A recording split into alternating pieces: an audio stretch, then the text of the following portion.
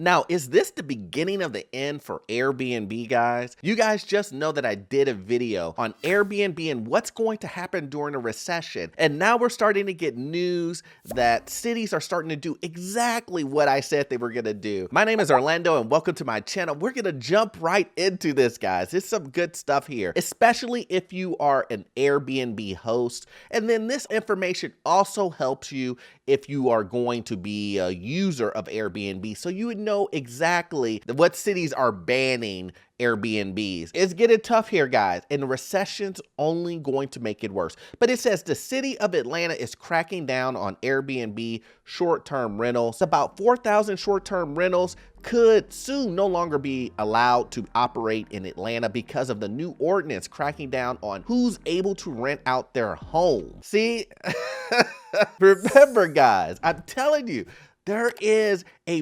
big situation happening when it comes to these cities. These cities invest millions, some billions of dollars into infrastructure and tax benefits that they give businesses, hotels, and things of that nature, only for regular homes, single-family residences, or duplexes, for those to be used as hotels. That's not what the city intended for. The city wants people to come to the city. Let's just use Atlanta. Atlanta wants people to come to Atlanta, but they want them to use hotels in the areas that they designated because they gave those individuals tax benefits and all types of deals and whatever so they can make their money off of the sales tax. Now, if they allow a bunch of people to go into residential areas, that takes money away from the hotels, guys, and they do not want that. More than 4,000 Airbnb and short-term rentals could soon disappear from Atlanta because of the new ordinance cracking down on who's able to rent their homes. This week,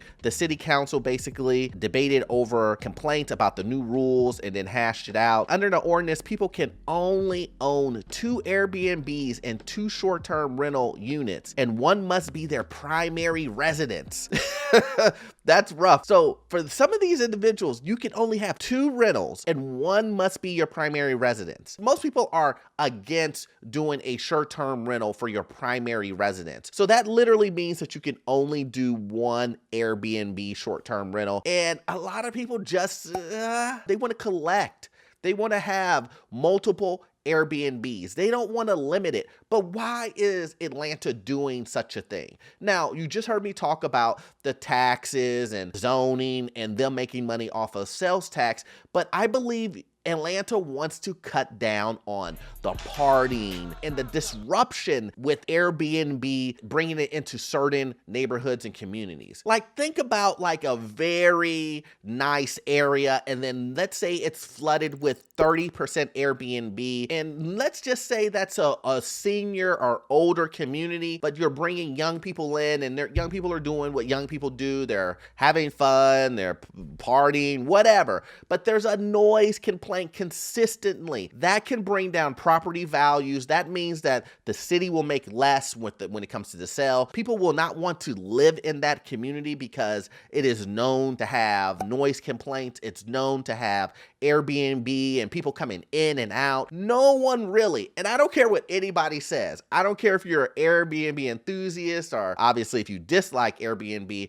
but nobody wants to see multiple people on their street coming in and out of a houses like they're a hotel or anything like that. You never know what's going on in your neighborhood. You never know who's around, especially if it has a lot of children in that area and whatnot. You want to know your neighbors and you want to know that there's not, 300 types of different people going in and out of a house for a whole calendar year. So then it goes on to say that you must be a resident of Atlanta, pay $150 annual for a permit, and then also pay 8% tax rental fee.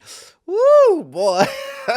They are really coming after them. It's no more. Hey, don't go to Atlanta and do an Airbnb. And once again, guys, I was right about this. It says the ordinance cracks down on noise and party violation, increasing penalties to several $1,000s. So several $1,000s. So now if there's a noise complaint, there's partying, the host will get charged X amount of dollars, thousands of dollars in a penalty. And that takes off of everything. Like, let's say you're charging $2,000 for a week, and then you also get, a $2,000 fine for a noise complaint. That nullifies everything. You're gonna probably have to do cleaning fees and on top of that. So you end up losing money on this. So it makes it very unattractive for people to have an Airbnb in Atlanta. A host of 2 short-term rentals in Midtown, she has a duplex, but because she doesn't live there full time, she would be in violation of the new rules. We live nearby. It's not a primary residence. I'm a good example of how extreme some of the interpretations are that the city has adopted. There are currently an estimate of basically 7,500 Airbnbs in Atlanta. An Airbnb spokesman said that Atlanta collectively earns $139 million in 2021, with the host serving as a source of income for more than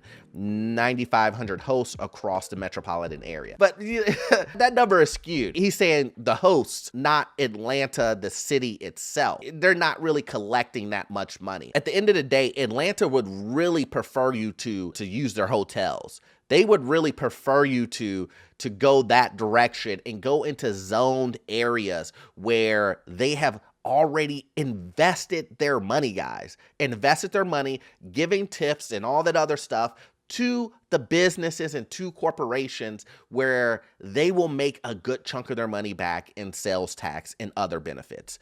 They would way more prefer you to do that than an Airbnb. And then it goes on to say that the reported 54% of short-term rental owners in Atlanta have more than 2 listings, putting them underneath the violation of the new rules. In Atlanta, there has been a 37% decrease in available long-term rental housing since 2019. Only 4.9% of apartments or rentals in the city are currently available. McClure said that she and other hosts are thankful that the city extended the enforcement deadline amid complaints that the permit application process was tedious and confusing. Once again, guys, this is what I'm trying to say. The city wants individuals to do long-term rentals. They would prefer most of those units that people are doing for short-term rentals to turn those into long-term rentals so that those individuals will live there. They'll spend money at the grocery store. They'll spend money in the local area. But not only that, but their children are going to school there. Like, there's just so much more money than in a long-term rental for the city than a short-term rental of someone coming in and out of a unit. That's just the way that the economics work. Now, is there a place for short-term rentals? Of course, there's always a place for short-term rentals, but Atlanta is saying we're going to put our foot down and we're not allowing short-term rentals to take over the city and cause noise complaints, bring more crime, all just for a buck. It's not even a really good quality buck. It's a buck now, but then you're losing $10 down the road. That's how the city looks at it, guys. I know I'm only the messenger. I'm only the messenger. And this is the reason why it is very, very important that with the recession coming up, that you look at all of these things. Like, look at where you're going to do your Airbnbs. Can this possibly happen in the city that you're going to do an Airbnb in? If you do one in Miami, is Miami going to do this? If you do one in Austin, is Austin going to do this? It is getting very highly likely that Airbnbs across cities are going to be limited. And with all of that happening, you have to understand that when a recession comes, travel is going to go down. Really quickly, I saw an article where it said that the CEO of Airbnb believes that there will not be a travel recession when a recession hits. He believes that when a recession hits, people will still be as hungry as ever to travel. But here's my thing, guys. Here's my thing. If you are hungry to travel during a recession, that's great. But do you have the money to fill that hunger so you can actually travel? I can promise you that hosts in Orlando and Miami will not be giving you an Airbnb week for free just because, it's a recession and you are hungry